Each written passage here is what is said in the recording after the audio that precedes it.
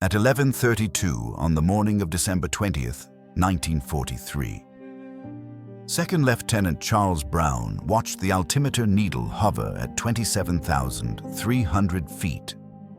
The temperature outside his B-17 flying fortress reading -60 degrees, and somewhere below him, through breaks in the cloud cover, the city of Bremen waited with 250 anti-aircraft guns pointed at the sky.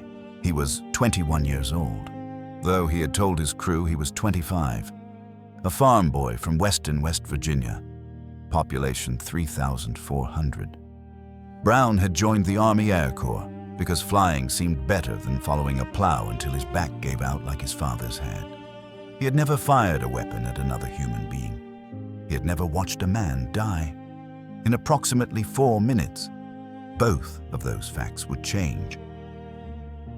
The B-17 Flying Fortress, designated 42-3167, had been christened Ye Old Pub by its crew, a name painted on the nose in curling yellow letters that Brown's bombardier said made the plane look like an English tavern sign. The 10-man crew had arrived at RAF Kimballton in Cambridgeshire, England, 3 weeks earlier. They had trained together for 7 months. They had never flown combat. This was their first mission. Brown gripped the control yoke with both hands, feeling the 4 Wright Cyclone engines vibrating through the aluminum airframe, each engine producing 1,200 horsepower, driving the 65,000-pound bomber through air so thin and cold that exposed skin would freeze in 90 seconds.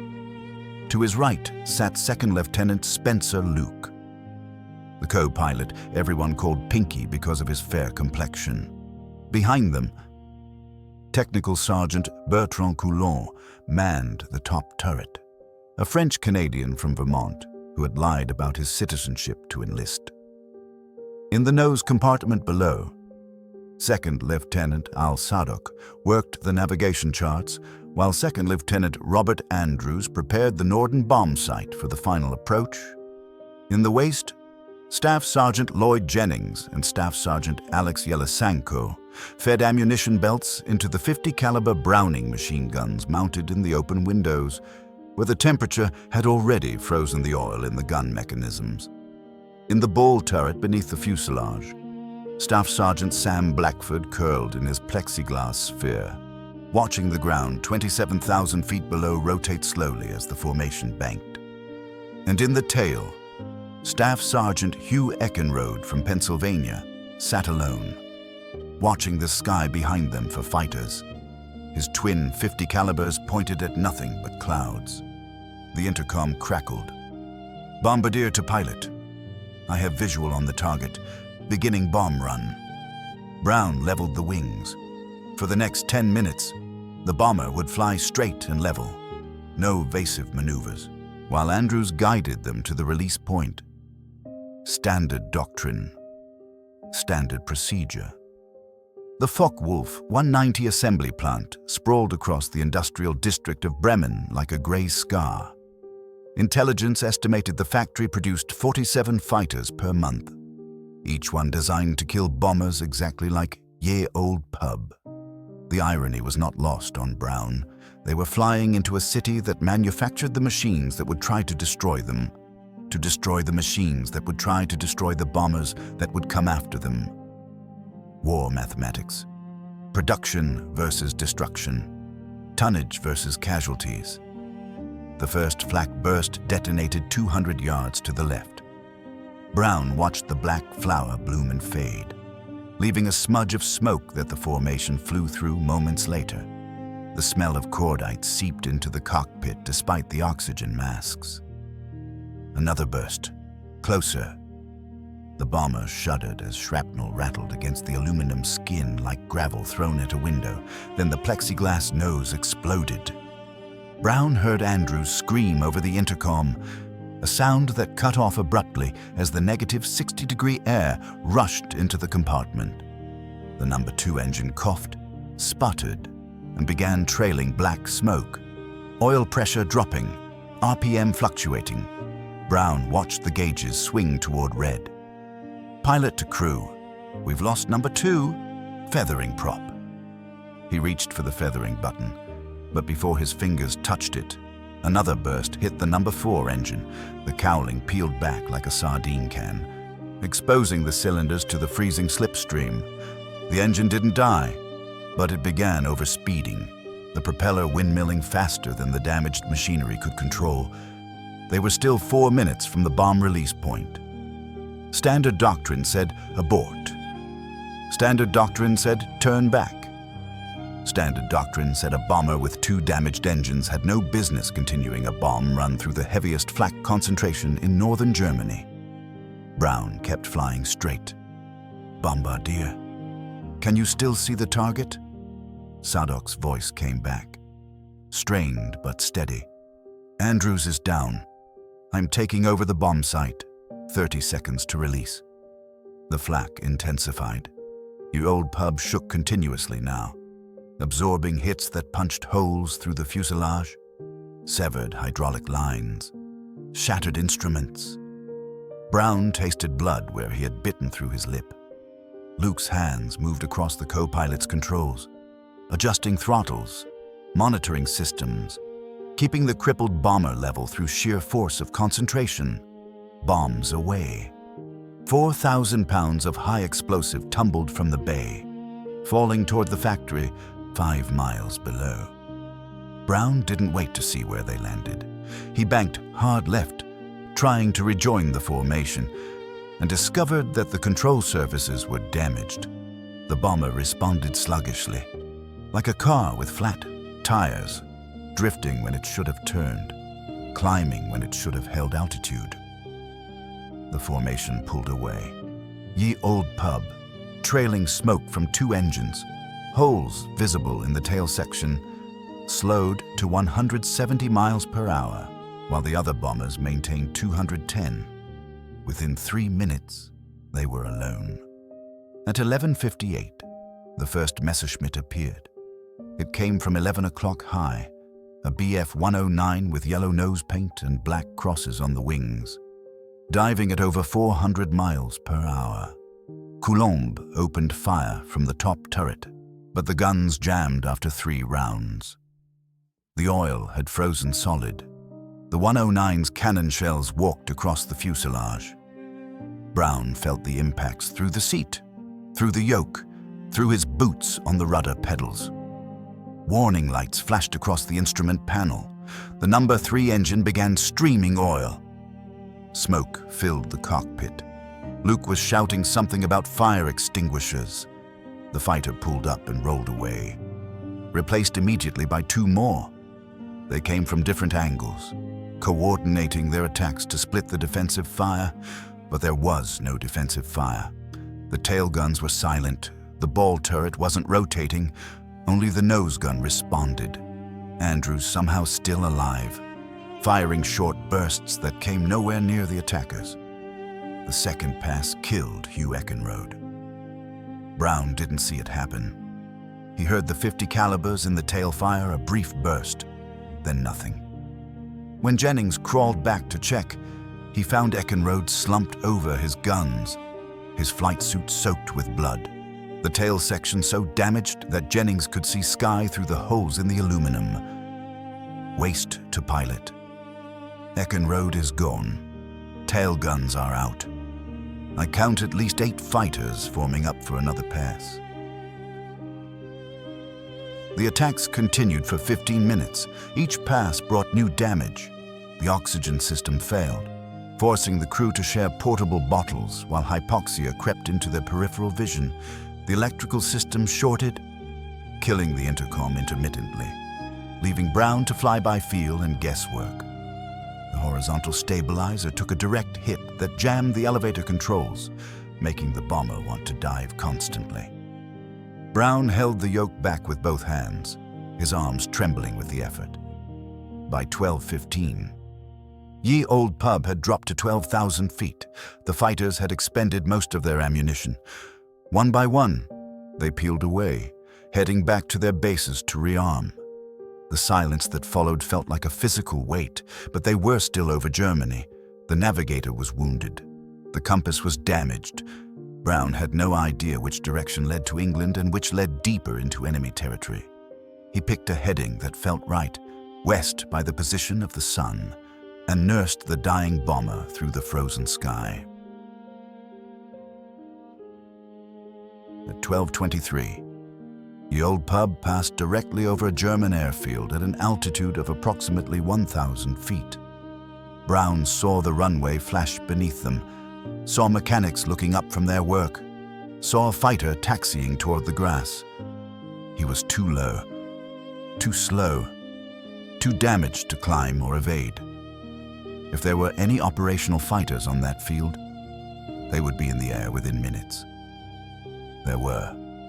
Oberleutnant Franz Stigler was refueling his Messerschmitt Bf 109 when the shadow passed over the airfield. He looked up and saw something that didn't make sense. A B-17 Flying Fortress, alone, barely above the treetops, trailing smoke from multiple engines, flying so slowly that he could see the rivets on the wings. Bombers didn't fly alone. Bombers didn't fly at 1,000 feet. Bombers didn't survive in German airspace without fighter escort. This one had no right to still be in the air. Stigler was 28 years old, a veteran pilot from Regensburg, Bavaria, who had been flying since he was 12. Before the war, he had been a commercial pilot for Lufthansa, shuttling passengers between Munich and Berlin in trim-mounted Junkers. When the Luftwaffe conscripted him in 1941, they discovered he could already fly better than most of their instructors. He had been in combat for 2 years. He had shot down 27 enemy aircraft. One more heavy bomber would give him 30 victories. The threshold for the Knight's Cross of the Iron Cross, the most prestigious combat decoration in Nazi Germany. The crippled B-17 crawling across the winter sky was worth 3 points. Stigler finished refueling in 90 seconds. He was airborne in another 60. The bomber was still visible, barely, a dark shape against the gray clouds, moving so slowly that he closed the distance in under 4 minutes. At 12:31, Franz Stigler positioned his Messerschmitt behind and slightly below the tail of Ye Olde Pub, the optimal firing position, where the tail gunner couldn't depress his weapons far enough to engage and the belly turret had a blind spot. He armed his cannons. He placed his finger on the trigger, and then he saw the tail gunner. Hugh Eckenrode was still in his position, slumped over the twin 50 calibers, clearly dead, his blood frozen on the aluminum framework of his shattered compartment. Through the holes in the fuselage, Stigler could see more bodies, movement, men trying to help their wounded. No one was looking out. No one was watching for fighters. No one was manning the guns. Stigler flew closer. The damage was catastrophic. He counted over a dozen holes large enough to crawl through.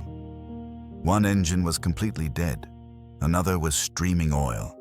A third was misfiring so badly he could hear it over the sound of his own engine. The horizontal stabilizer looked like Swiss cheese. The rudder was hanging at an angle that should have been impossible. This bomber was dead. It just hadn't stopped flying yet. Stigler thought of his brother. August Stigler had been a pilot too, killed in 1940 during the Battle of Britain, shot down over the English Channel and never recovered. Franz had learned of his death 3 days after it happened.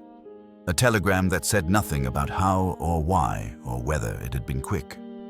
His mother had never recovered. His father had stopped speaking for 2 months. He thought of his commanding officer, Hauptmann Gustav Rödel, who had pulled him aside after his first combat mission and said something that had stayed with him ever since. Rödel had told him that if he ever saw or heard of Stigler shooting at a man in a parachute, he would shoot Stigler himself.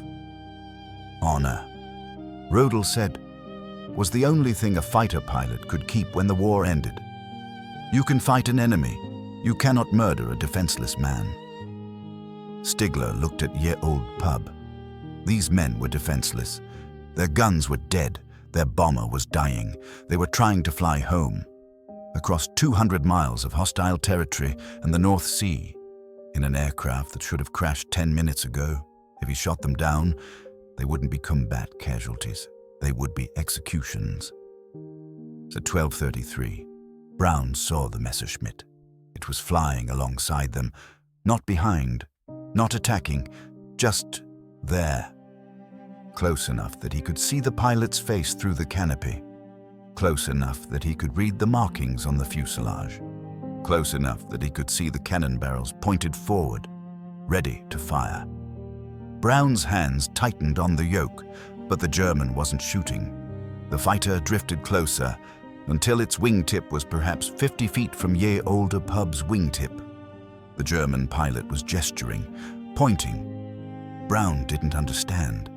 Was he telling them to land, to surrender, to follow him to a German airfield where they would spend the rest of the war in a prison camp? The German pointed east, then north, then shook his head. Sweden, Brown realized. The German was telling them to fly to Sweden, neutral territory. If they could reach Sweden, they could land, be interned, survive. But Brown didn't know where Sweden was. His navigator was wounded. His compass was destroyed. He didn't know how to tell the German that he had no idea which direction to fly. The Messerschmitt held position. Stigler understood.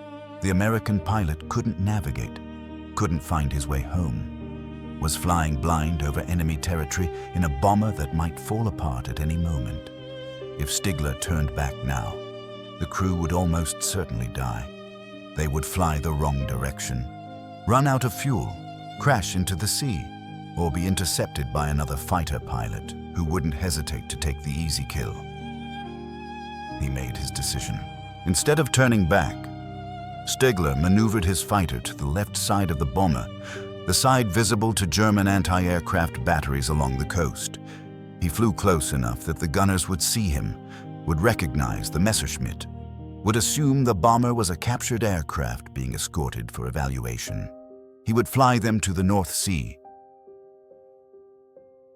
for 27 minutes. Franz Stigler escorted Ye Olde Pub across occupied Europe. They flew over German airfields where fighters could have scrambled. They flew past flak batteries that could have opened fire. They flew through airspace where any competent German pilot would have finished what the previous attackers had started. No one fired. Brown watched the coastline appear ahead, gray water stretching to the horizon, and beyond it, somewhere, England. He turned toward the German pilot. The Messerschmitt had drifted back, no longer holding the close escort position, preparing to turn back. Stigler saluted. It was a formal gesture, a pilot's salute, the kind exchanged between men who understood what flying meant and what it cost. Brown didn't know why the German hadn't killed them. He didn't know what would happen when the German landed and reported that he had let an enemy bomber escape. He didn't know anything except that he and his crew were alive when they should have been dead. He returned the salute. At 1:22 in the afternoon, the Messerschmitt banked away and disappeared into the clouds over occupied Holland. Brown never saw Franz Stigler again. Ye Olde Pub crossed the North Sea at an altitude of 250 feet, too low to bail out, too damaged to climb. Brown flew by the compass in his head. West, always west, until the gray water turned to gray land, and he recognized the distinctive shape of the English coast. He had no hydraulics for the landing gear. He had no flaps. He had one engine producing full power, one producing half, and two that were dead. He had a crew of 9 survivors, 4 of them wounded, and one dead man in the tail who would never see West Virginia again. At 2:47, he spotted an airfield. It wasn't Kimbolton. He would learn later that it was RAF Seething, a base for the 448th Bombardment Group, 43 miles from where they had taken off 6 hours earlier. He didn't care. It had a runway. That was enough. Brown lowered the landing gear manually, cranking the wheels down with a hand pump, while Luke fought to keep the bomber level.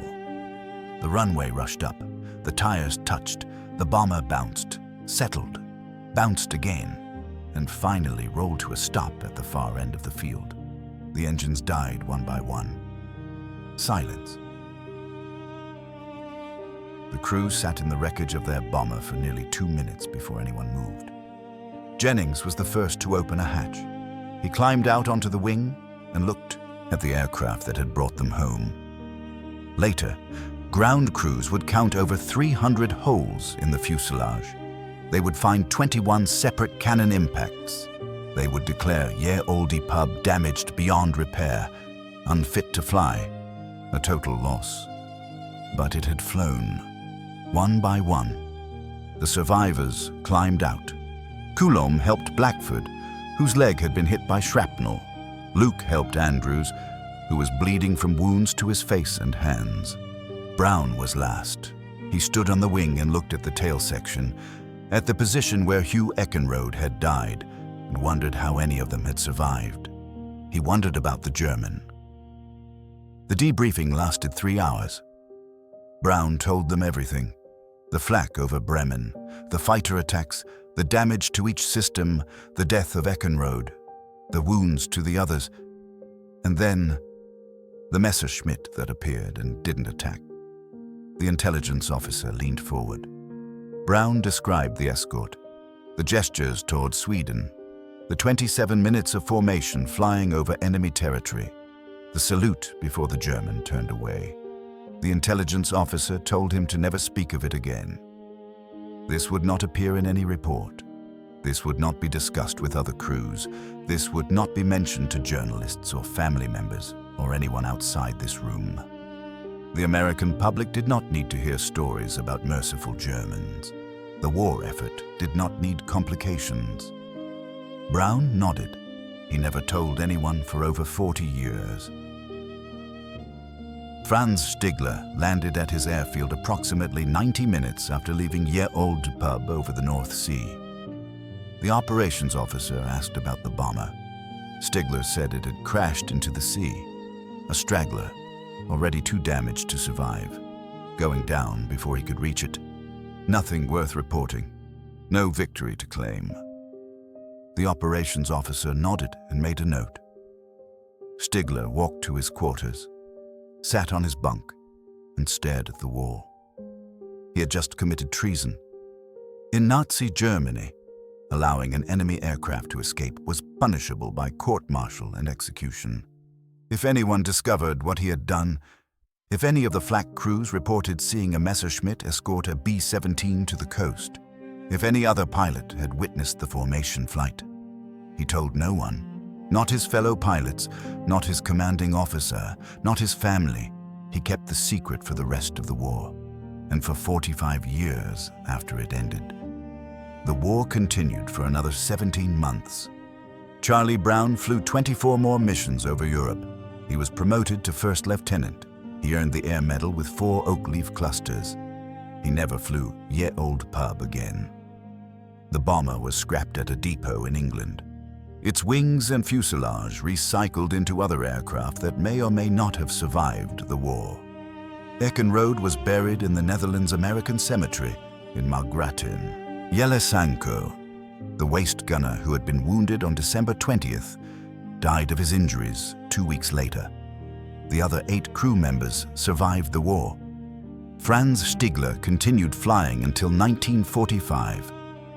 He was shot down 17 times, bailing out or crash landing each time, surviving wounds that should have killed him at least twice. He finished the war with 28 confirmed victories, one short of the Knight's Cross he had given up on that December afternoon over the North Sea. It's in 1945. Germany surrendered.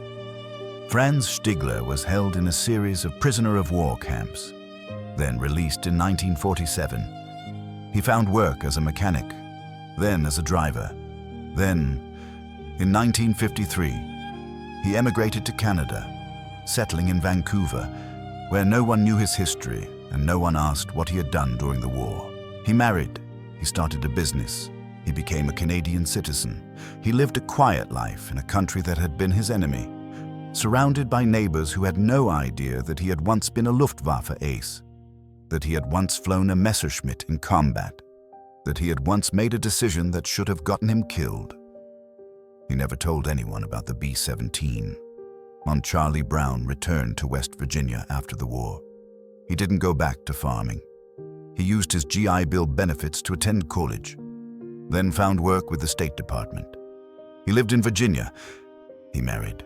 He had children. He built a career that had nothing to do with bombers or combat or the day his crew should have died over Germany. He thought about the German pilot often. Every December 20th, he remembered. The cold, the damage, the fighters peeling away, the Messerschmitt that appeared and didn't fire, the salute. He wanted to know who the man was. He wanted to know why he had done it. He wanted to say thank you, but he had been ordered not to speak of it. In 1986, Charlie Brown decided that 43 years was long enough. He was 64 years old. His career was over. The officers who had ordered his silence were dead or retired. The war had been history for 4 decades. He had spent 43 years wondering about a German pilot whose name he didn't know, whose face he had seen for less than 30 seconds, who had saved his life for reasons Brown could not begin to understand. He wrote a letter. He addressed it to a newsletter for German fighter pilots, a publication that circulated among veterans of the Luftwaffe, men who had survived the war and might remember a strange incident involving a B-17 over the North Sea. He described the date, the location, the damage to his aircraft, the escort that had saved his crew. He asked if anyone knew who the German pilot had been. The letter circulated for 4 years. Stigler saw it in 1990. He was 74 years old, living in Surrey, British Columbia, still keeping the secret he had kept since 1943. He read the description of the damaged bomber. He read the date. He read the account of a Messerschmitt flying alongside, pointing towards Sweden, escorting the crippled aircraft to the coast. He wrote back immediately. I was the one.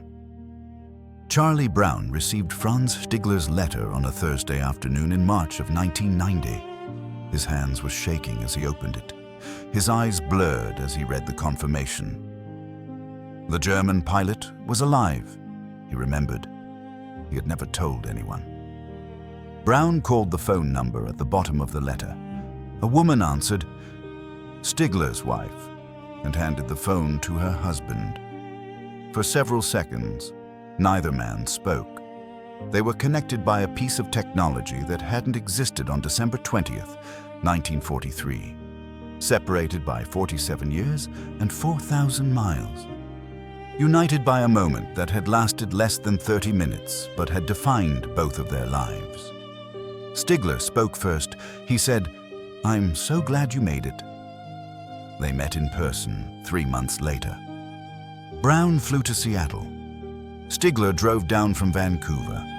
They met at a hotel near the airport. 2 old men who had been young once, who had been enemies once, who had survived a war that killed 60 million people and somehow found each other again nearly half a century later. Brown asked the question he had been asking himself since 1943. Why? Stigler told him about his brother, about Hauptmann Rödel, about the moment he had positioned his fighter behind the bomber and seen the dead tail gunner through the shattered fuselage. He told Brown that he couldn't murder defenseless men, that honor mattered more than medals, that some things were more important than winning.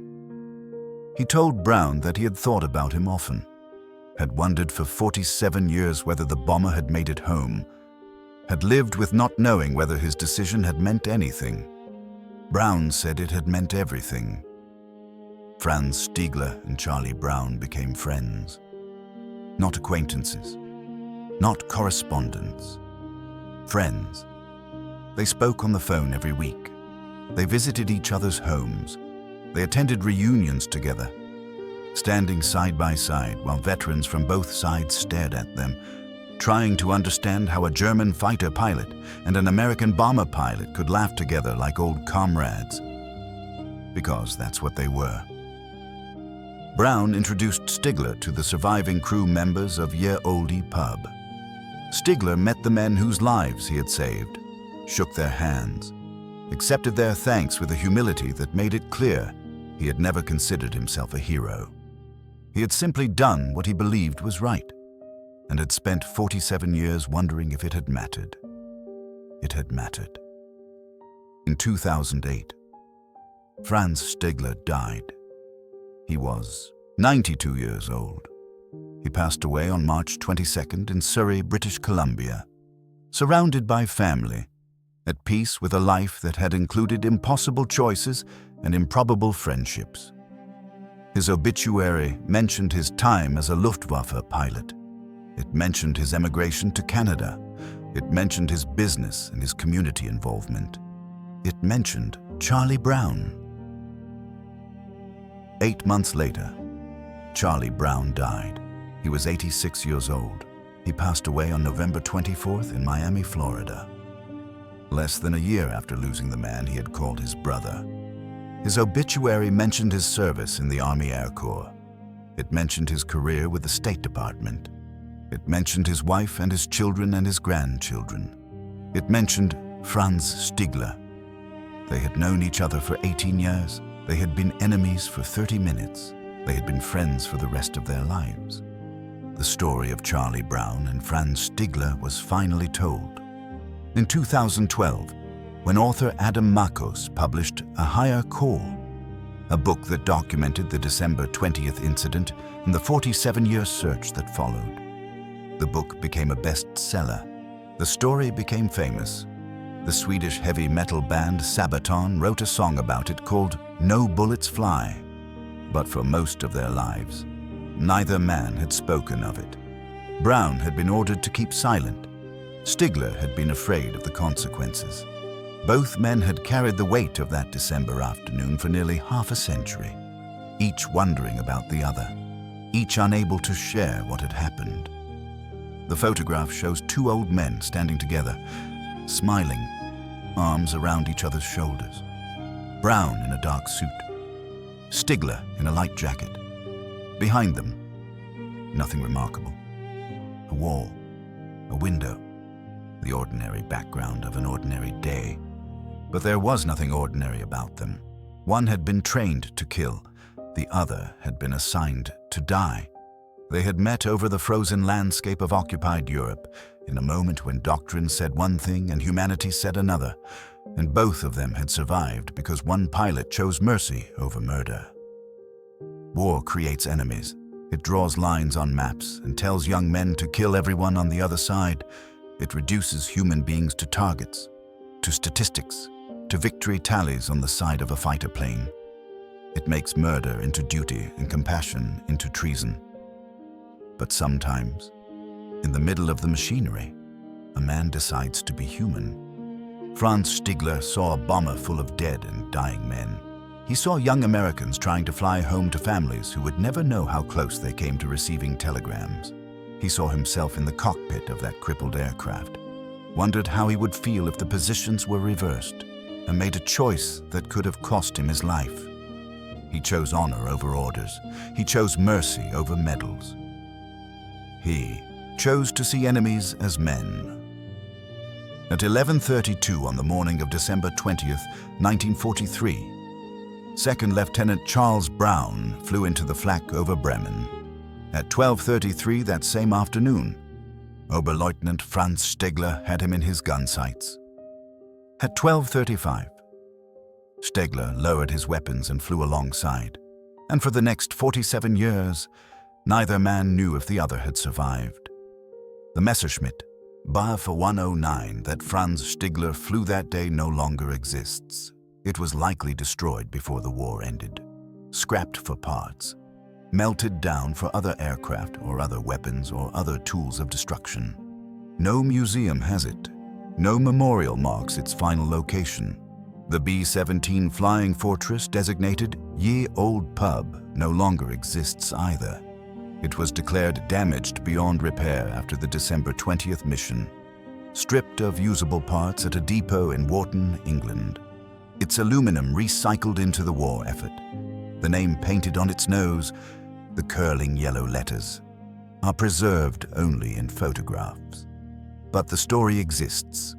It exists because Charlie Brown spent 4 years searching for a German pilot whose name he didn't know. It exists because Franz Steigler saw a letter in a newsletter and decided that 47 years of silence was enough. It exists because 2 men who should have been enemies became brothers, and because they lived long enough to tell their story before they died. The epitaph on Franz Steigler's grave does not mention the Knight's Cross he never received. The epitaph on Charlie Brown's grave does not mention the orders he disobeyed by telling the truth. But somewhere, in the space between what we're told to do and what we know is right, their story endures. A German pilot who wouldn't shoot, an American pilot who wouldn't forget, and a moment over the frozen coast of Europe when war stopped, just for a few minutes, and 2 enemies became something more. At 12:35 on the afternoon of December the 20th, 1943, Franz Steigler chose mercy. 47 years later, Charlie Brown found him. They died 8 months apart, at the end of lives that should have ended on that December afternoon. But they didn't, because sometimes, even in war, honor wins.